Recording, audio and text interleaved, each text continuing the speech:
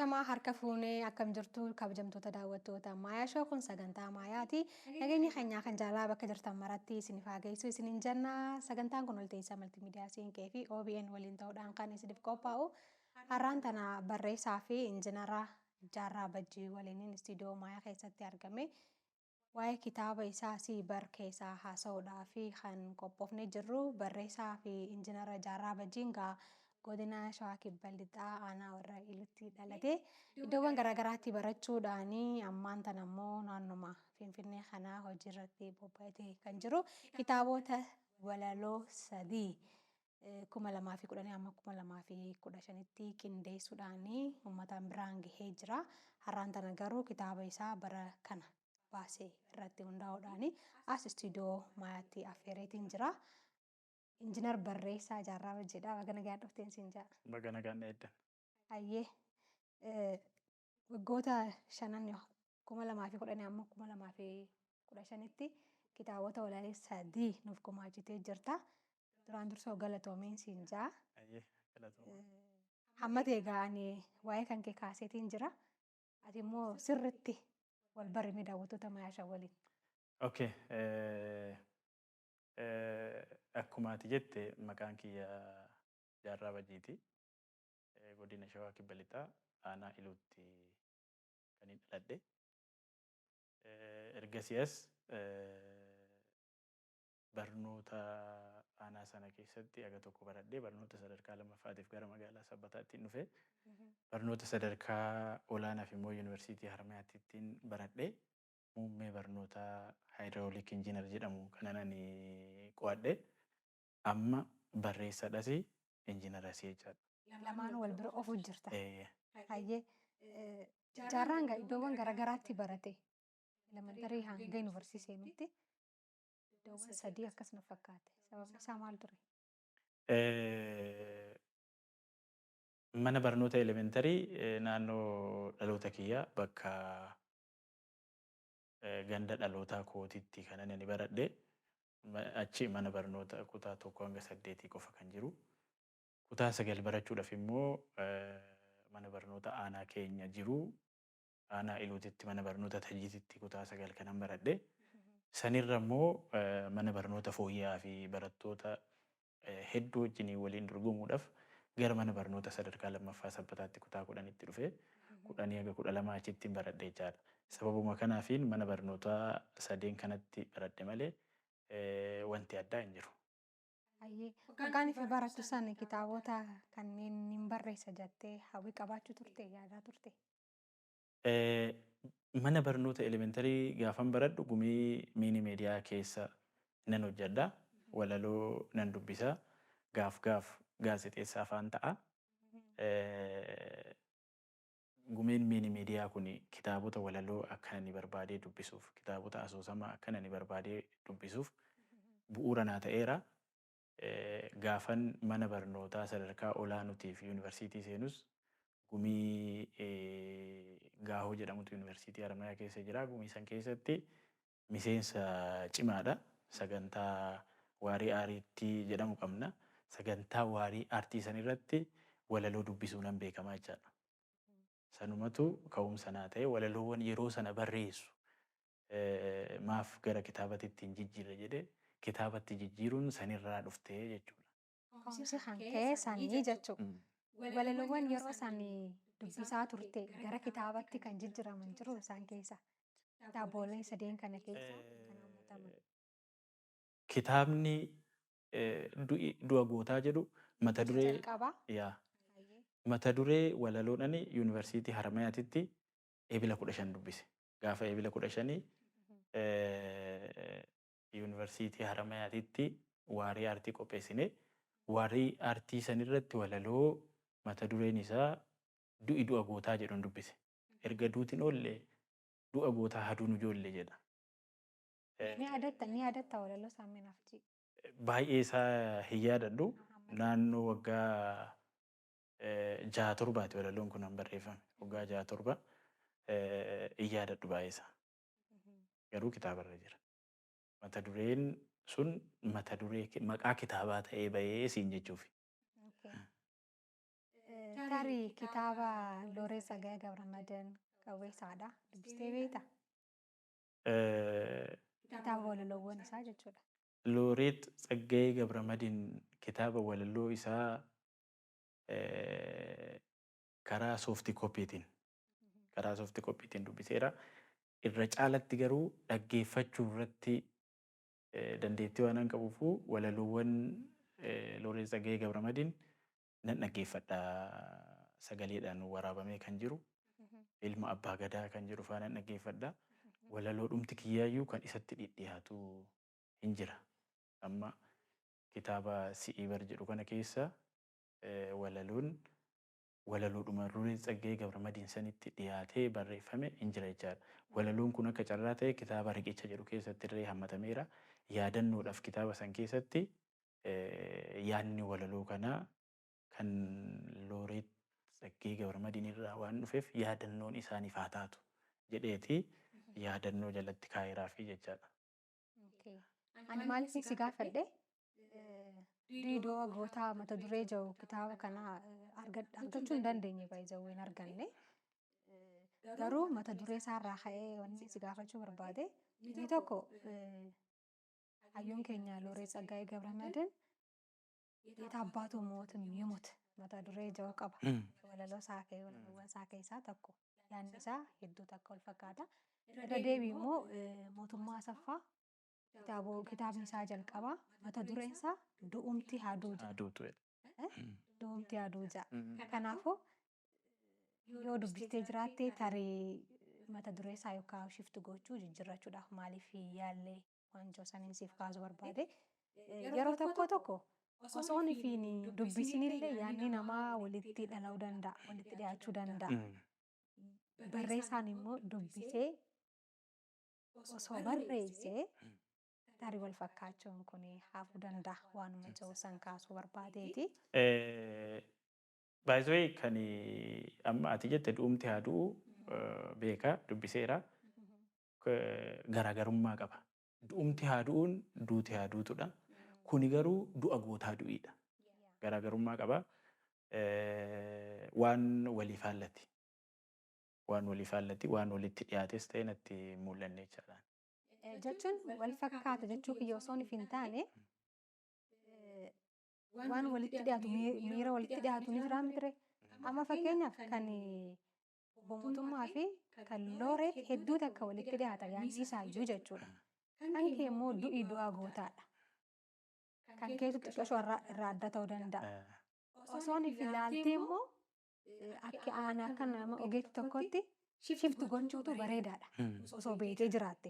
Osoon if hin barinni barreessite waan ta'eef isa fuulduraa irratti eeggatta yaada jedhuun qaba. Yaada kiyya kun. Kitaabni kee jalqabaa kanuma amma kaaste kana du'i du'a gootaa kan jedhu kuni qabiyyeen isaa waliigalaa maal ture naaf kaasi? Bara san baay'ee kitaabota kana yoon barreessuani piroojeektiidha. Piroojeektiidha. Amma ammaatitti boqonnaadhaan jira jechaadha. Bara 2010 akka uummata Oromootitti qabsoo ture. Bara itti uummanni Oromoo baay'ee qorame. Bara itti ijoolleen Oromoo baay'een isaanii du'a gootaa du'an san jechaadha. Bara 2012 kitaaba Riqicha jedhutu barreeffame boqonnaa lammaffaan isaa. Riqichi ce'umsa. Bara 2015 kitaaba Si'ii Barii jedhutu barreeffame. Si'ii Bariin immoo erga ceeteen booda waa gochuu kan danda'u sumaa karaa diinagdees haa ta'u, karaa siyaasaas haa ta'u, karaa hundaaniyyuu sumarra jira amma waa gochuu kan danda'u ana jechuudhaaf. Wanni kuni waan akkasumatti barreeffame osoo hin taane waan boqonnaan barreeffame siin jechuuf. Kanaafuu walitti qabataniiti kan wal qabatee deema. Baay'ee namatti tola. Kanaafuu gana itti fufa Si'ii Bariirraa iyyuu itti fufaa jechuudha. Yoo waaqni jedhe. Hedduu bareedaa natti tolee jira. Diidoo gootaa Riqicha achi immoo Si'ii Bar. Hedduu takka bareedaadha. Riqichaan ittiin badhaafamtee jirta. Riqicha odaa warri ittiin badhaafameera. Akkam ture mee? Kitaaba riqicha jedhu kana yeroo sanitti yeroon barreessu baay'ee barreessuudhaan dura kitaabota hedduu dubbisuun murteessaadha. Kana jechuun kitaaba walaloo qofa dubbistaa jechuu miti. Kitaabota biyya alaa kan saayikooloojii kanarratti barreeffaman kitaaba qofa immoo osoo hin taane dubbiiwwan mootiveet si godhan hin jiru.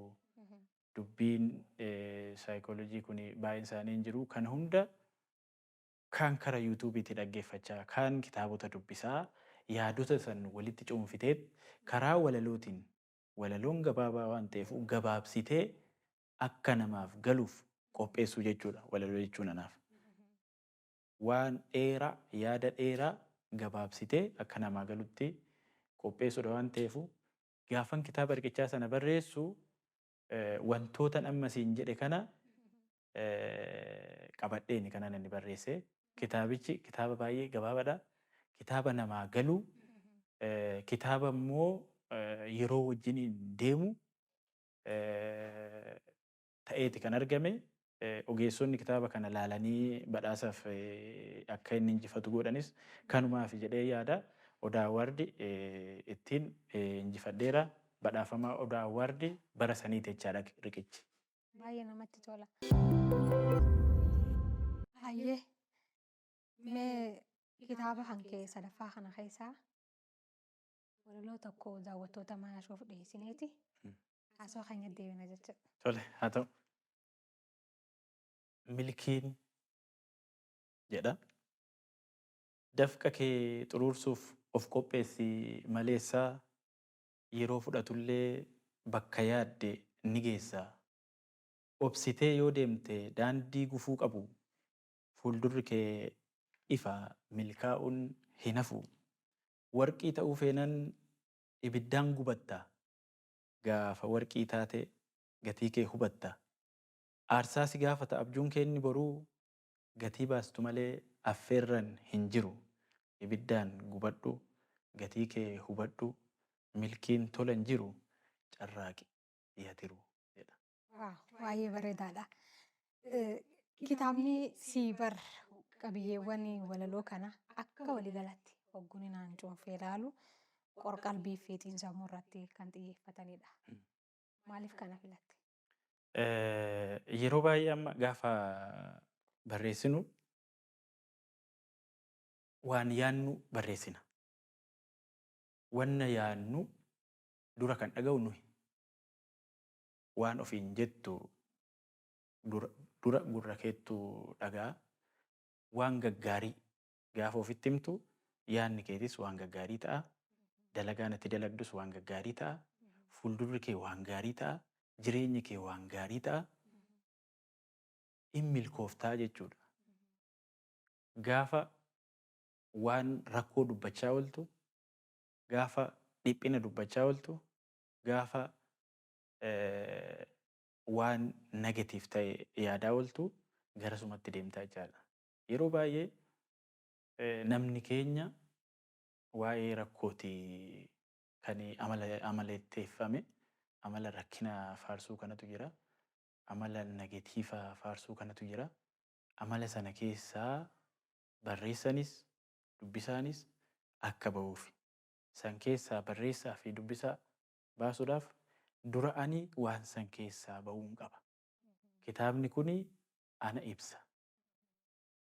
Ana ibsa yoo siin jedhu waanan ani yaadeen barreessee ana ibsa. Ani sana keessaa ba'ee namoonnis akka waan san keessaa ba'aniif akka onnataniif mootiveet akka ta'aniif namni jechuudha. Namni akka dalagaa dalaguuf namni akka waan argateetti gammaduuf gammadaa ta'e akka jiraatuuf namni waan qabutti hin gammanne namni waan harka isaatirra jiruun galatan jenne hin milkaa'u. San yaadeen kara kanatti goree jechaadha.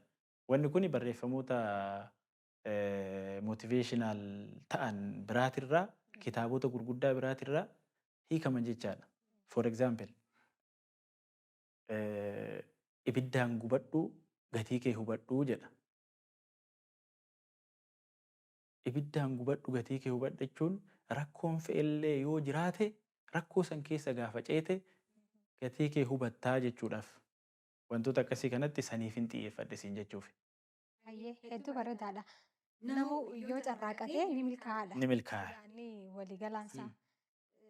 Akkumaatu haasta'e barreessaan tokko waan inni barreessu walaloos haa ta'u asoosamas haa ta'u gosoota barreeffama kamiyyuu keessatti ilaalchi yookaan amantii barreessaa sanii dhibbeentaan 50 kitaaba san keessaa hojii aartii san keessaa ni calaqqisaa jedhama.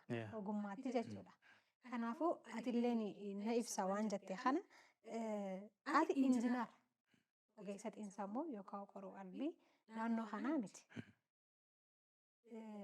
Tokkoon isaanii kitaabota biraarraa kan hiikaman cuunfamanii amma kitaaba tokko walaloo tokkoon akka ibsutti kan inni ilaalee faatu jira. Tarii ka'umsi kee baay'een isaa maali? Kanuma mootiveeshinii ati dhageeffatu yookaan dubbiiwwan onnachiisoo ta'an kana moo ka'umsi kee maali? Egaa dura himeen ture. Ka'umsi kiyya waan ani dubbisu jedheera. Wanni ani dubbisu fakkeenyaaf amma dura gaafan dubbisuu jalqabu ani you can win kitaaba jedhuun dubbisuu eegale. You can win injifachuu dandeessa. Kitaaba sana keessatti waa'ee injifannootiitu faarfama. Eat that frog kitaabni jedhu tokko jira. Raacha sana nyaadhu jedha. Raacha sana nyaadhu jechuun obsa hamaa fi murtee hama murteessii jechuudha. Murtee gara guddinaatiitti si oofu murtii cimaa murteessii ni injifattaa kan jedhu kitaabota akkasiiti. Leenjiiwwan ani leenjiiwwan barnoota injiinaraatiin alatti leenjiiwwan gaggabaabaa nan fudhadha. Fakkeenyaaf amma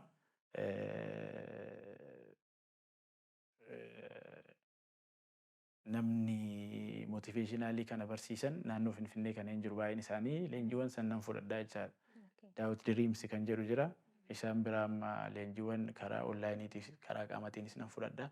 Wantoota kana gaafa gochaa deemtu gochi keetis barreeffamni keetis kara sitti deemaa jechaadha. Namoota akkana wajjiniin gaafa ooltu waanuma hiriyaa 5 miiliyoonara yoo qabaatte jaaffaati miiliyoonaraadha. Saniifuu bakka oolmaa kiyyaatitu waan kana murteessee siin jechuufi. Hayyee namni baay'een yaada ati amma kaastu kana takkaa'uu dubbisuudhaan leenji'uudhaan dhaggeeffachuudhaan ni harkata hireesaa jechuudha. Jijjiiramuudhaaf garuu yerootu itti fudhata.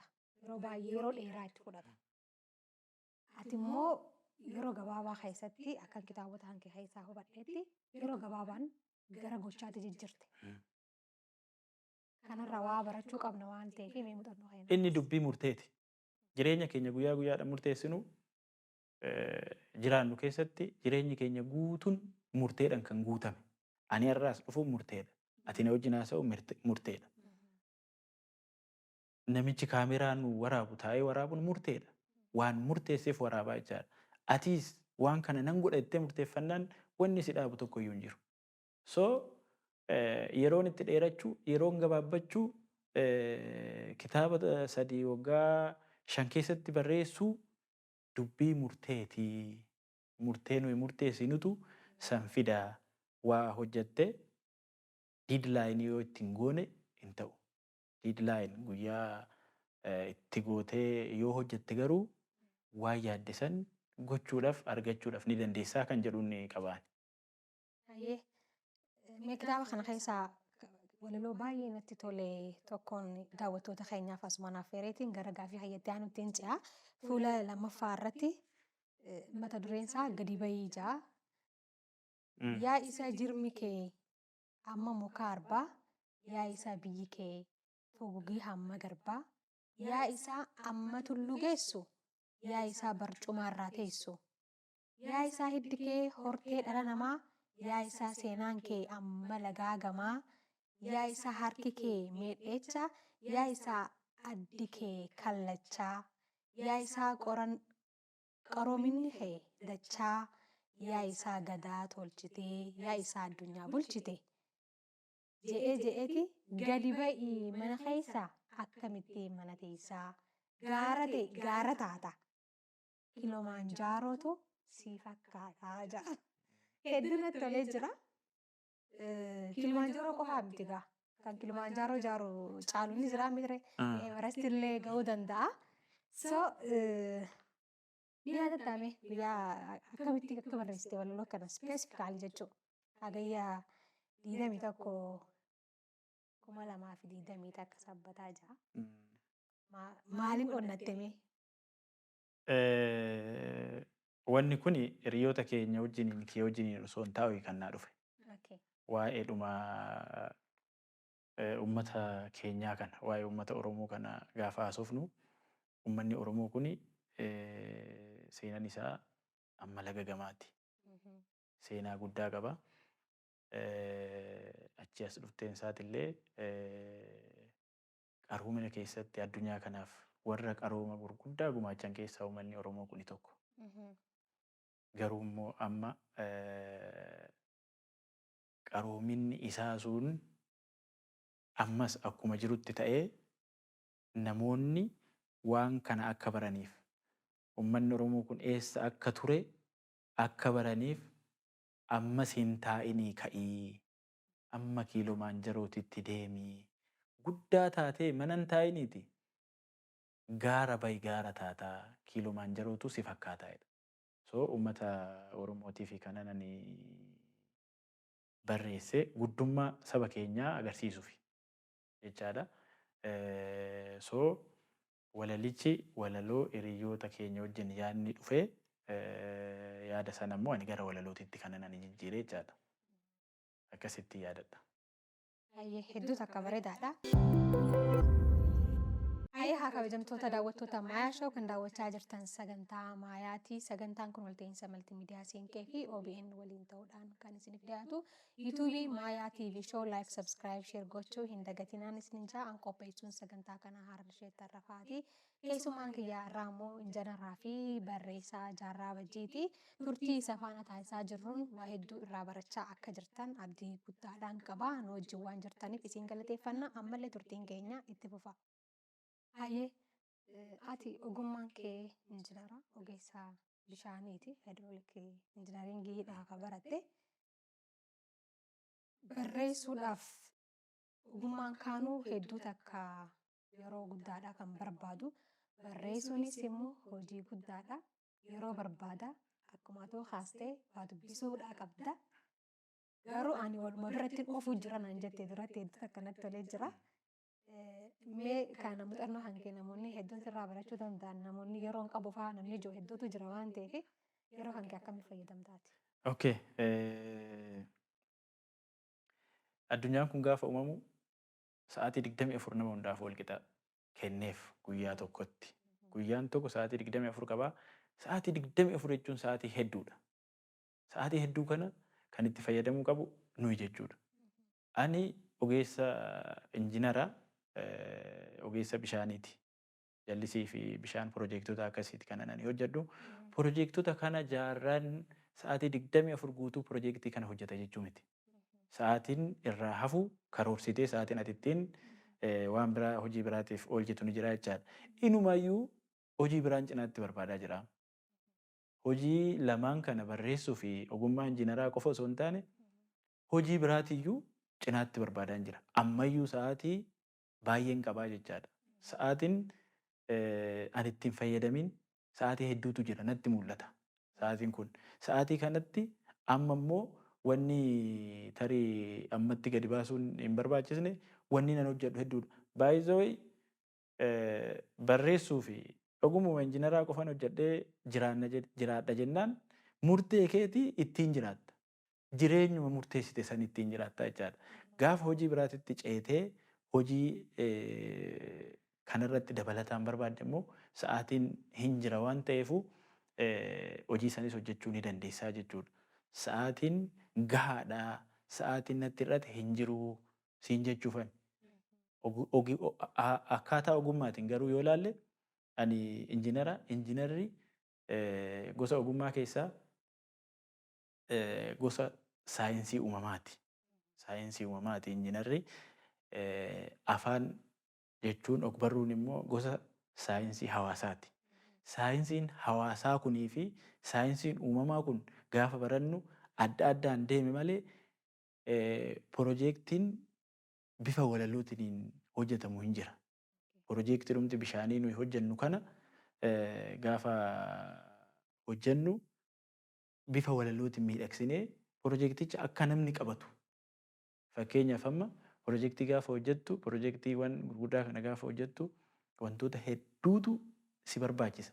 Kitaaba gurguddaa faatu piroojeektii irraa ba'a. Kitaaba gurguddaa kana cuunfitee nama piroojeekticha hojjetutti kennita. Piroojeektichatti gaafa itti kennitu akka kan kukkutee si jalatti hojjetu sun qabatuuf akka inni qabatutti iyyuu hojjechuun ni danda'ama. Suniyyuu jechaadha. Sunuu hojii biraati. Garuu immoo saayinsiin hawaasaa nuyi ogbarruu keessatti ilaallu kun immoo waanuma hawaasni keenya walaloon walaloodhaan kan eegale. Hawaasa keenyarraa dhagaa guddannee jechaadha. Isa sana immoo cimsaa deemtaa jechaadha. Ani liitiraachara hin baranne gonkumayyuu.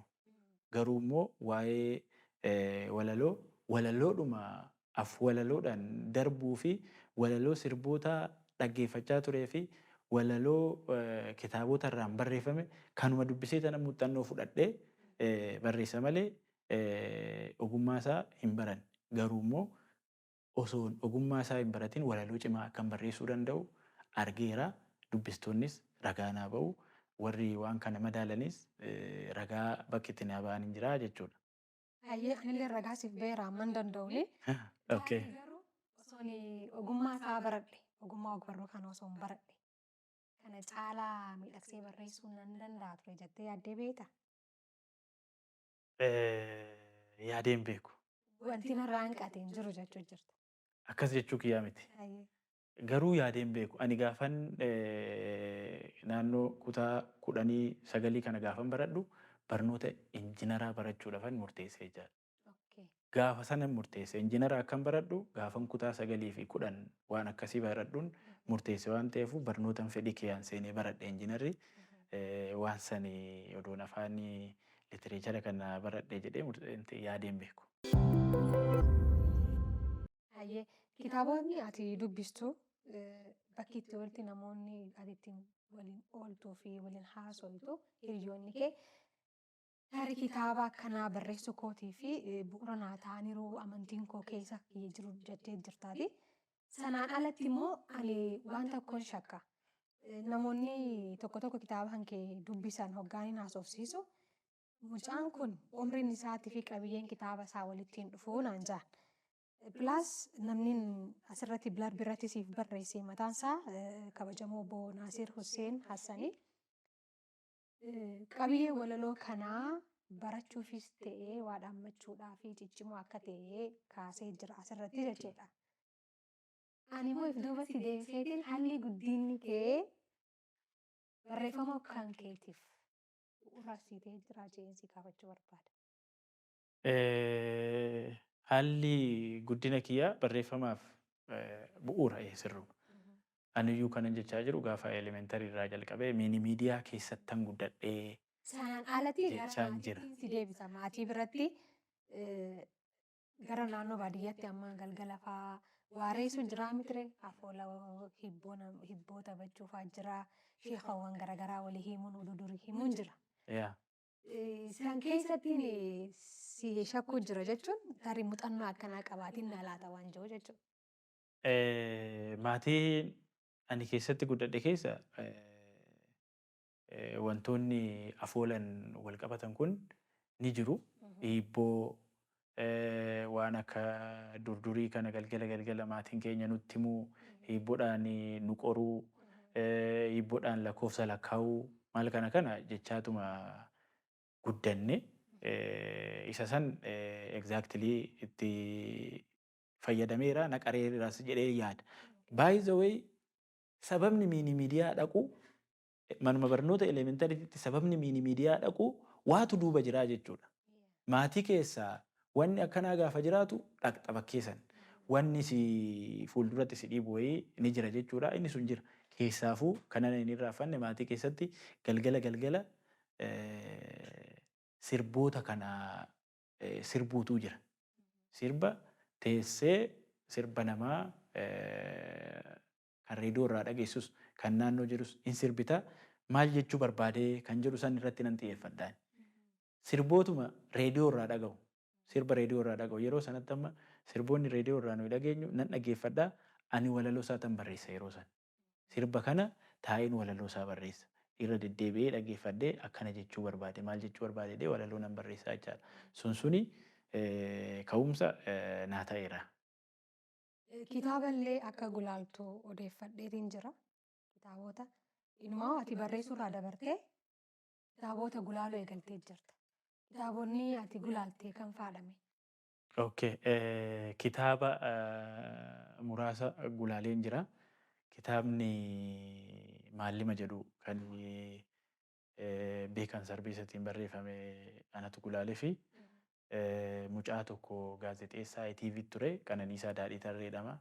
Bara san kitaaba jedhu barreessee ture. Kitaaba san anatu gulaalee fi gama biraatiin immoo naannoo magaala Sabbataa kanatti bulchiinsi magaala Sabbataa namoota naannoo san jiran wajjiniin seenaa bulchiinsa magaalaa Sabbataa kitaabni barreeffame jira. Isa anatu gulaalee fi dabalataan immoo yeroo magaalli Sabbataa odoo shaggariin hundaa'iniin duratti magaala Sabbataati kan jedhamu. Magaalli Sabbataa sun walaloo mataasaa qaba. Faaruu mataa isaanii qabu jechaadha. Faaruu saniif walaloo anatu hojjetee fi gaafa yaa'ii qaban gaafa sagantaa adda addaa qaban faaruu saniin kan jalqaban magaalli Sabbataa faaruu sana anatu hojjetee fi kitaabonni sun jaalatamummaa qabu fudhatama qabu kitaaba namni hedduun dubbisellee jedhee yaada jechaadha. Hayyee hedduu bareedaadha. Mee akka waliigalaatti kitaabonni lamaan sirumayyuu magaalaa irra jiran ammaan tanaan nuti argachuu hin dandeenye jechuudha. Kitaaba kee jalqaba Duudoo Gootaatii fi isa lammaffaa Riqicha jechuudha. Tokkoffaa maal yaadaa jirtaa namoonni akka argatanii dubbisaniif kitaabni kun si bariin hagamta akka koppii meeqa maxxanfame? Kitaabonni lamaan dura yeroo sana wanni isaan maxxanfaman yeruma sana gurguramanii dhumanii maxxansa isaanii lammaffaa hin maxxansinanii jechuudha. Garuu maxxansi isaanii dhume isaaf furmaata itti yaadan jira kitaabota lameeniif jechaadha. Kitaaba kana koppii 2000 kana ni maxxansiisee sagantaa eventii kitaabni kun ittiin maxxanfamee bahuusaa ibsu eventii tokko qopheesseen ture. Eventii san irratti namoota hedduudha kan argame nama 1000 oli kan argame. Namoonni kun yoo xiqqaate namni tokko kitaaba tokkoo fi haga kitaaba 10 gidduudha kan bitate kitaaba muraasa na harkeera jechaadha kun isa. Dhumeera kitaabni muraasni kun mana raabsa kitaabaa seenatiitti kan inni kenname waliigaltee goone isa harka jira.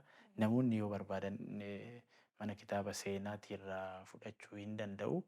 Ana harka garuu hin jiran jechaadha kitaabonni. Hayyee akka waliigalaatti tarii ati amma waggaa 5 keessatti kitaabota 3 baastee namoota kaaniin barreessitoota kaaniin wal bira qabee hoggaan ilaalu malee guddaa jechuu fi miti. Tarii namni tokko bara ji'a tokko keessa ji'a 2 keessatti waan duraan qopheeffatee harkaa yoo qabaate maxxansiifachuu danda'a. Akka waliigalaatti hogguun ilaalu immoo akka ciminaatti natti mul'atee jira. Anaaf waggaa 5 keessatti kitaaba 3 baasuun keessumattuu kitaabota qabiyyee isaanii akkana ciccimoo ta'e kana bareedaadha jeetiin yaada. Kanaafuu mee muuxannoon kee maal fakkaata? Daawwattoonni si fakkaatan hedduu jiraachuu malu waan ta'eef maal gorsitamee akka kan kee kanatti akka milkaa'aniif? Kana jechuun ani baay'ees milkaa'e kan jedhu hin qabu. Garuu immoo sadarkaan amma ani irra jirutti kitaaba kana maxxansiisuudhaaf wal qabatee kitaabota 3 kana maxxansiisuudhaaf waggaa 5 qofa miti kan natti fudhate. Walaloowwan kanaan dura barreeffaman achi keessa jira. Kitaabuma kana keessa amma walaloo waggaa 3-4 dura barreeffametu jira. Kitaabota duraa san keessas walaloowwan duraan barreeffamantu jira waan ta'eef kuusaa walaloo jiran keessa elementarii irraa jalqabee haayiskuulii irraa yuunivarsiitii irraa kuusaa walaloo jiran san keessaa ba'anii waan asirratti maxxanfaman malee waanuma waggaa muraasa kana keessatti maxxanfamanii miti. Garuu immoo barreessaan tokko nan barreessaa jedhee erga murteessee gahumsa isaa erga qabaatee murtee isaa san kabajuudha jechaadha. Amma rakkoon keenya murtee keenya kabajuu dadhabuudha. Murtee keenya gaafa kabajne diidlaayinii keenya irratti eegnee xumuruu dandeenya waan ta'eefu waan kun immoo waan baay'inaan nama gorsan osoo hin taane waan akti gootee argattuudha. Waan ta'eefu jabaachuudha. An amma kanan irratti xiyyeeffadhu jabaattee murteessitee itti deemnan sagantaa baastee sagantaa ismaarti ta'e karoora bareeda qabaattee deemnan waan yaadde gochuu ni dandeessa. Garuu immoo faawundeeshinii duraati irratti sirriitti hojjechuu qaba namni kan jedhu ni qaba. Hayyee ani akka qabxitti waan hin kaasu xumureetiin jira tarii walaloo tokko irra nu buusiiti dhaamsa maayyii yoo qabaattee hireedhaan si kana jechuudha. Okay. Boru barii jedha. Boru barii fuuldura kee ciisteen laaliin itti foqoqii bakka si nyaatu ittiin dhiisin harkaan hooqii hin sodaatin sodaan farraa hin dhaabbatin deemi karaa killee keessaa lukkuun miilan baatii keetiis dubbiin akkas taati tututtuqii tuqii ilaali akkas ta'uu hin oolu falli yoo abdatan abdii taati boru barii biiftuun biraa baati jedha. Walaloon baay'ee jaaladhuudha walaloon kun jechuu fi dhaamsiin ani qabu kan dhumaa yoo jiraate sagantaa kana asitti na yaamtanii na affeeruu keessanitti warra Maayaa Shaw sii fi ogeessota kaameeraa jiran hedduun galateeffadha. Fuulduratti isinis kana caala jabaattanii akka hojjettan abdiin qaba. Akka gaariitti jirtu jabaadhadha ulfaadhadha isiniin jechuun barbaada. Hayyee atiilleen jabaadhu kan kana caaluun sirraa egaa hedduutu akka galatoomii affeerraa keenya kabajuudhaan daawwattoota Maayaa Shallee kabajjee asitti waan argamteef hedduutu akkaan sii galateeffadha. Hayyee haa kabajamtoota daawwattoota Maayaa Show kan daawwachaa turtanii sagantaa Maayaati. Sagantaan kun walta'iinsa maltiimiidiyaa Siinqee fi OBN waliin ta'uudhaan kan isiniif dhiyaachaa ture. Keessumaa xiyyaarraa irraa waa hedduu irraa akka barattan akka onnattan abdii guddaadhaan qaba. Hamma torbaanitti torbaan gaariin isiniin ja'a galatoomaa.